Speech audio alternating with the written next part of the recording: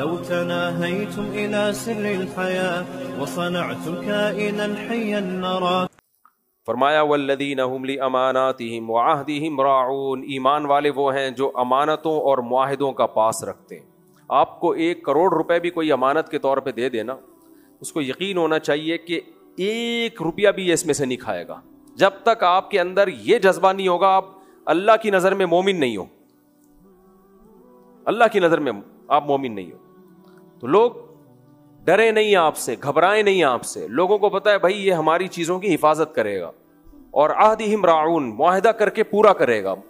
وعدہ الگ چیز ہے، معاہدہ الگ چیز ہے. وعدہ یک طرفہ ہوتا ہے، معاہدہ کیا ہوتا ہے؟ 2 طرفہ، دونوں طرف سے ایگریمنٹ ہوا ہے. اس کی شریعت میں بہت زیادہ تاکید ہے. آگے اللہ تعالیٰ فرماتے ہیں والذین هم علی صلواتہم یحافظون، یہ لوگ اپنی نمازوں کی حفاظت کرتے ہیں.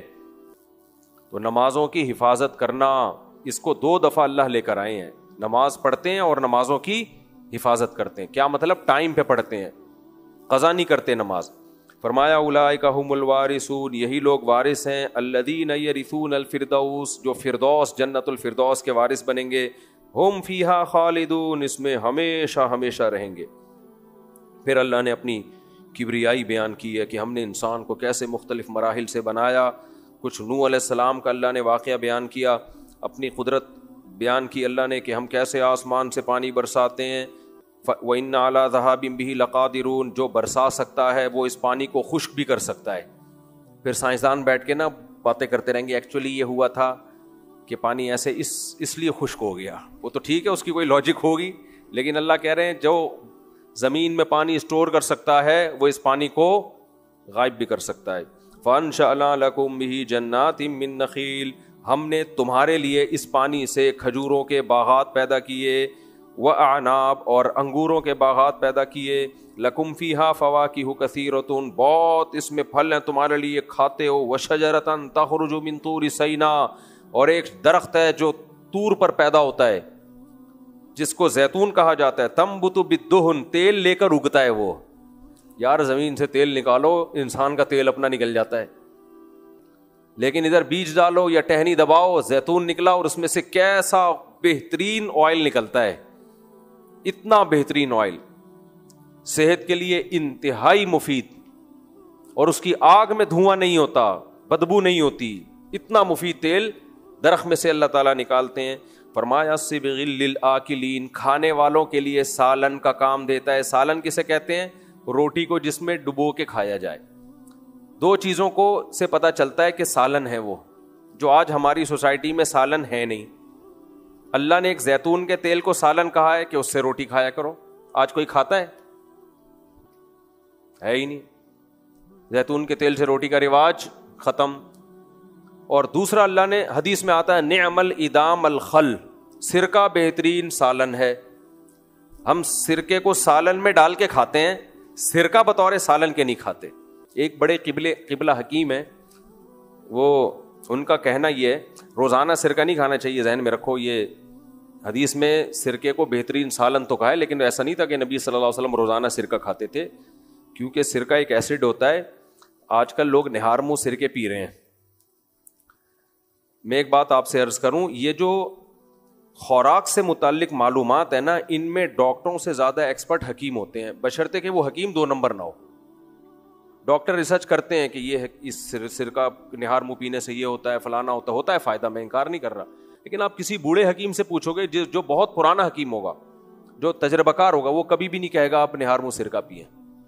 وہ اس کے سائڈ افیکٹ بتانا شروع کرے گا، اس سے یہ فائدے ہیں لیکن اس سے کچھ نقصانات بھی ہیں، کیونکہ ایسڈ ہے نا یہ.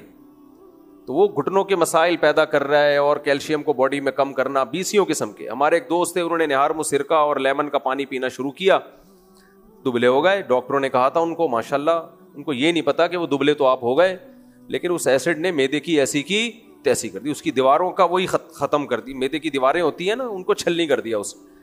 تو ایسی کوئی بھی چیز کسی ایک ڈاکٹر یا ایک یوٹیوب کلپ کو دیکھ کے شروع نہیں کر دیا کرو کہ صبح صبح سرکہ پانی میں ڈال کے پینے سے یہ ہو جائے گا.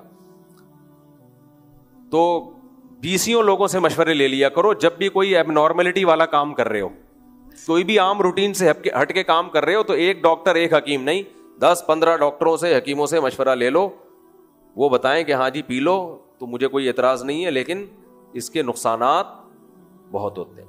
جیسے لہسن کھانے کے بہت فائدے ہیں, لیکن لہسن بھی ایک ایسڈ ہے, آگ لگا دیتا ہے پیٹ میں جا کے. تو ایسا نہیں ہے کہ لہسن پھونکتے جا رہے ہو. ابھی ایک صاحب نے لہسن کا پانی نکال کے روزانہ بھر بھر کے پی رہے ہیں بوتلیں. میں نے کہا بیٹا تیرا انا للہ ہو جائے تو مجھے جنازے پہ بلا لینا. خیر ہم آگے چلتے ہیں. تو وَإِنَّ لَكُمْ فِي تو حکیم لوگ کہتے ہیں مہینے میں 1-8 دفعہ سرکے کو سالن کے طور پہ کھا لو بس. واللہ عالم, باقی طب کی باتیں ڈاکٹروں سے حکیموں سے پوچھیں. اللہ فرماتے ہیں وَإِنَّ لَكُمْ فِي الْأَنْعَامِ الْعِبْرَةَ, تمہارے لیے چوپایوں میں عبرت کا سامان, کیسے ہم تمہیں ان سے دودھ پلاتے ہیں اور ان پر تم وہ سواری کے طور پہ بھی کام آتے ہیں. بہت زبردست اللہ نے اس میں مثالیں دی ہیں. ایک اور مثال اللہ نے دی کہ پچھلی قوموں میں ایک پیغمبر آئے تو وہ کیا کہنے لگے, ما ھذا الا بشر مثلکم. ہر پیغمبر کو ایک طعنہ دیا گیا, یہ تو تمہاری طرح کے انسان ہیں. یاکل مما تاکلون منہ, جو تم کھاتے ہو وہی یہ بھی کھاتے ہیں. ویشرب مما تشربون, جو تم پیتے ہو وہی یہ بھی پیتے ہیں. لوگوں کے ذہن میں ہمیشہ سے بزرگی کا تصور ایک الگ ہی بیٹھا ہوا ہے, بھائی یہ تو ہماری طرح کے انسان ہیں. وَلَئِنْ أَطَعْتُمْ بَشَرًا مِثْلَكُمْ, اگر تم اپنے جیسے انسان کو فالو کرو گے تم خسارے میں پڑ جاؤ گے. اور دیکھو یہ باتیں بھی کتنی عجیب کرتے ہیں. باتیں کیا کرتے ہیں, أَيَعِدُكُمْ, دیکھو یہ ہمیشہ سے ایک پرانا طعنہ ہے جو آج بھی مذہبی اسکالرز کو دیا جاتا ہے اور سائنسدانوں کی طرف سے. ابے یہ مذہبی لوگوں نے جنت جہنم میں الجھایا ہوا ہے لوگوں کو. کس میں الجھایا ہوا ہے؟ جنت میں اور جہنم میں. موت کے بعد زندگی, قبر میں فرشتے آئیں گے, پھر وہ اٹھے گے اور حشر ہوگا اور حساب و کتاب ہوگا. او بھائی سائنس ان چیزوں کو نہیں مانتی. تو یہ نئی بات نہیں ہے. ہر پیغمبر پہ کو یہ طعنہ دیا گیا کہ آپ کس طرح کی باتیں کر رہے ہو. تو ان پیغمبر کو بھی قوم نے کیا دانا دیا, اَیَعِدُکُمْ, لوگو تم سے یہ کس قسم کا وعدہ کر رہا ہے یہ شخص معاذ اللہ, انکم اذا متم, کہ تم جب مر جاؤ گے, وکنتم ترابا وعظاما, اور تم مٹی اور ہڈیاں ہو جاؤ گے. یعنی یہ مانتے بھی ہیں کہ ہم مٹی ہو کے ختم ہوتے ہیں یہ پیغمبر.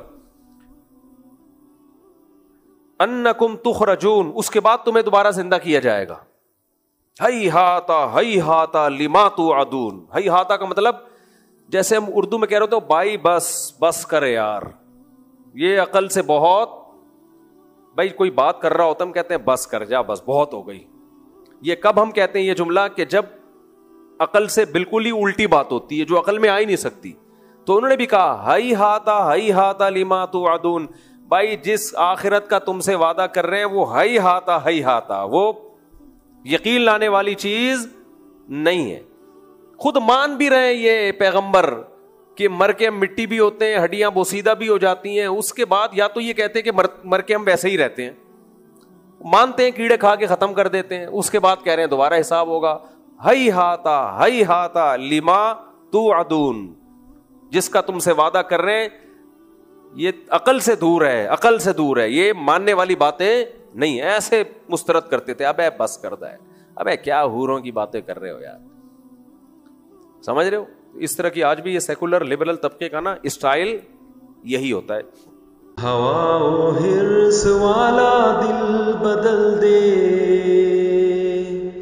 میرا غفلت میں ڈوبا دل بدل دے.